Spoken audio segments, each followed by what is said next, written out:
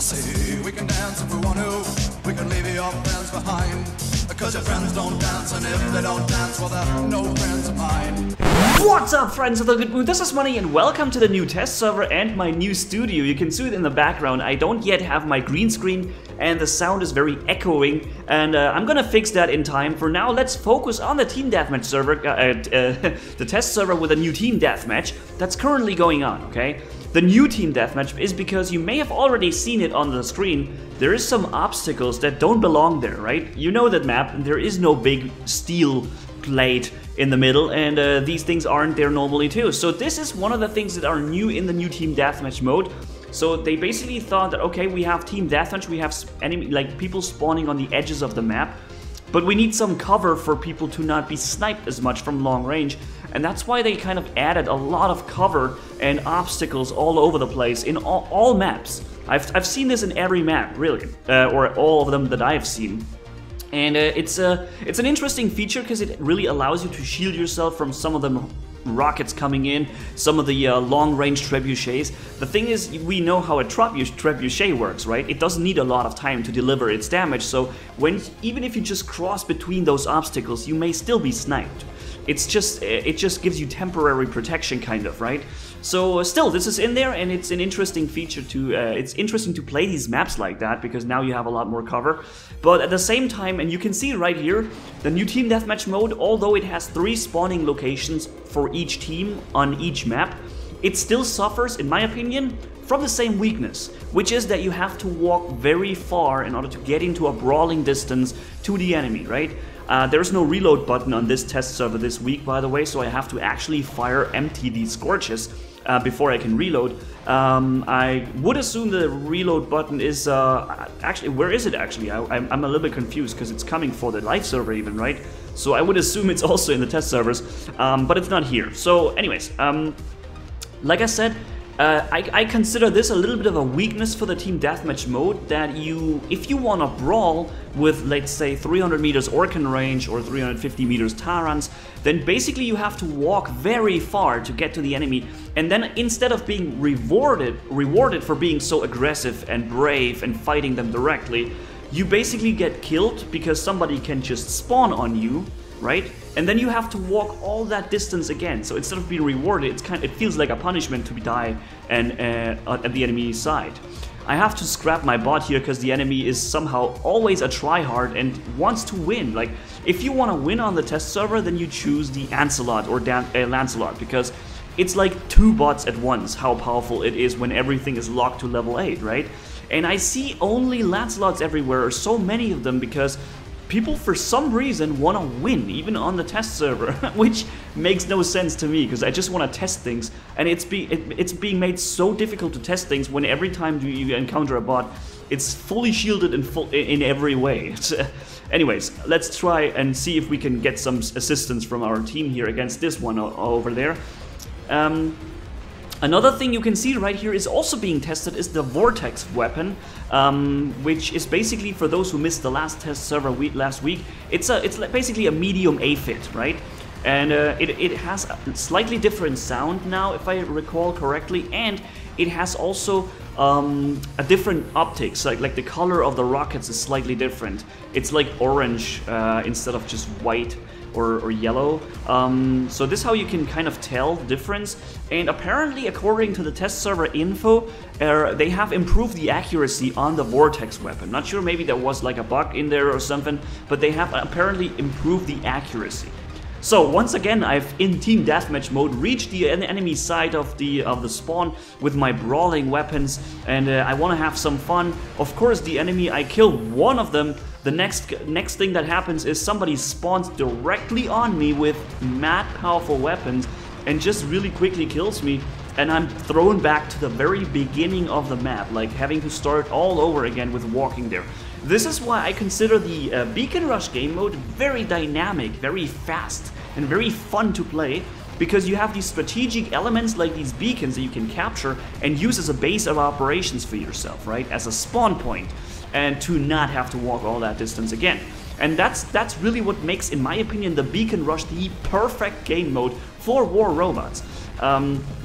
Team Deathmatch is certainly fun to play in between, because the good thing about Team Deathmatch is, for those who still don't, like, I guess most of you will know it, but Team Deathmatch is basically, it runs a 10-minute timer, and it only ends either the 10 minutes are over, or you have, you know, all bots are destroyed. There is no ending through a beacon bar, which has its own appeal, kind of, right? Because I hate it when rounds end, even though I still would be able to have a lot of fun with my bots. The thing is that the battles have shifted so dramatically in this Team Deathmatch mode compared to Beacon Rush that I still prefer personally to play the Beacon Rush there. But yeah, so I guess you guys can you know, make your own picture of the new Team Deathmatch mode. I would if you have a chance, then go ahead and play it, because it's different with the cover and everything, right? It's really something you should try. You know, I'm the guy, I'm the brawler. That's my playstyle, is always brawling in various different ways, and it is a bit of a nuisance for me to have to walk so far every time to get there, right? But yeah, so Lancelot's shields everywhere, and I'm not allowed to actually deal direct damage here. The only thing I'm really allowed to do is just shoot down shields for others to have fun. Hopefully that will actually get me to a point where I can deal damage at some point. I have a bit of a problem with my controls. I press, like, I'm actually trying to fire all rockets like in a different interval or frequency, but every time I hit one, it fires two, and I hit two, it fires the other two. That's weird, but I think that's something on my end. One other thing, or two other things that I've noticed, is that sometimes your bot, like while playing on the test server here, it stands still, like just like that. It stands still and doesn't work anymore, walk anymore. So you have to, you know, let go and walk again so that you start walking again. That's a little bit weird that happens. And also I noticed that your weapons cease to fire very often when you switch a target. You're firing with, I don't know, Tyrants or Orcans or something, and you switch a target or you lock onto someone, and somehow your weapons stop firing. Maybe that's intended that they test this so that your weapons do not automatically keep firing when you switch a target. I'm not sure, but that's something I figured out or saw happening very often. Boom! Uppercut! Uppercut with the Vortex. And the Aphids, of course. This right here is the Aphid Griffin, by the way, right? It's basically 4 times Aphid. 2 of them are medium-sized, doing even more damage than the Aphid actually does. The reload and everything is, by the way, the same. So it's kind of a really interesting setup. It's just that I would be able to show you much more of it if I hadn't so many Ansel shields on the enemy team. Then I could show you so much more action with this. But yeah, let's look back. Since this is Team Deathmatch, right? You can win even though you're actually losing right now. We have less bots available. The enemy team is basically dominating us with all their Lancelots, and we just don't have as many. And basically we are still in the lead with 1 kill more than they have. And the timer is running out, and that's why I'm just gonna stay behind the building here and win this round, right? If I let them kill me now, then I basically would make this a draw, but I didn't let myself get killed, so I won this round in this spirit, even though they were using these Lancelots. Victory, yes! So, like I said, the weapons somehow or very often actually stop firing for a very weird reason that I don't understand. That's one of the things, and another thing I also noticed is that it exists for a while on the test server now, that the punishers, the small punishers for let's say a Destrier or something, right? Those small punishers, they also stop firing all the time. They fire in intervals, like they.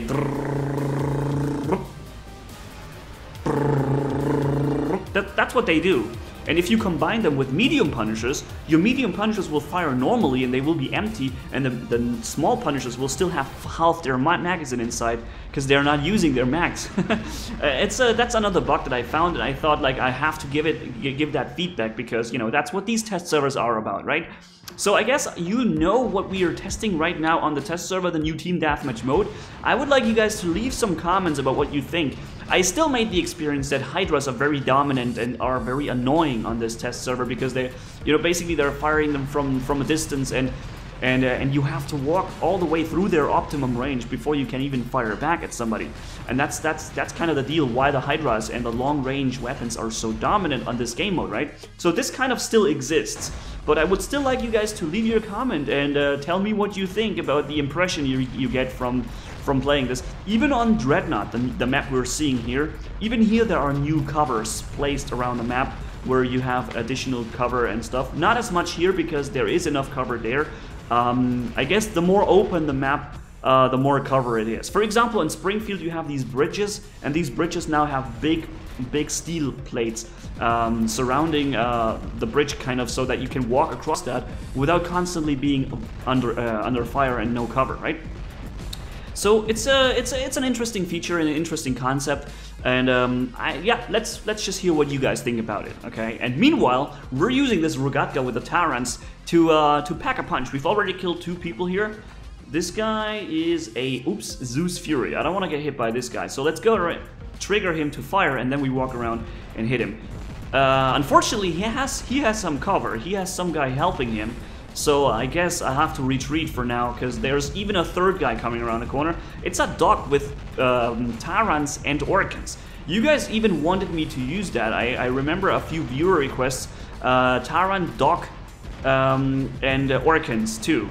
I kind of lured him into firing all his Tyrants, and then I baited his Orcan rockets so that I basically was able to kill him. But at the end, there was still this Plasma Griffin there protecting him, and I was unable to get some damage in there. So one last time, we're jumping for this time into the Aphid Griffin.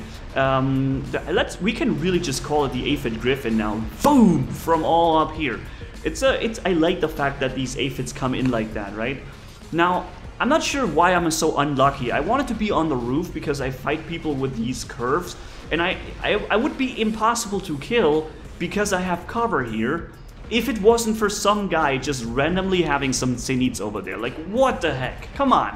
Why does he have Zeniths? No one is playing Zeniths. Now I'm on this roof here, and of course there's a dude with Zeniths standing around, kind of ruining the whole positioning here that I have. God dang it. But okay, anyways, let's try to do the best we can. I fire one last time, I see him firing at me from the back, and I decide to go. I have to go now. There's no place for me anymore up here. So let's escape. And of course, I didn't even make it, the jump. It didn't work. But yeah, so that's the test server for this weekend, guys. I think those are all the things that are being tested right now. If I forgot anything, then let me know. And yeah, other than that, let's just say thank you guys so much for watching. If you enjoyed this video, leave a like and comment down below. And if you haven't already, hit subscribe, as brutal as a man can hit for more. Thanks for bearing with me. You guys are awesome. As always, Manni-Gaming signing off. Bye-bye.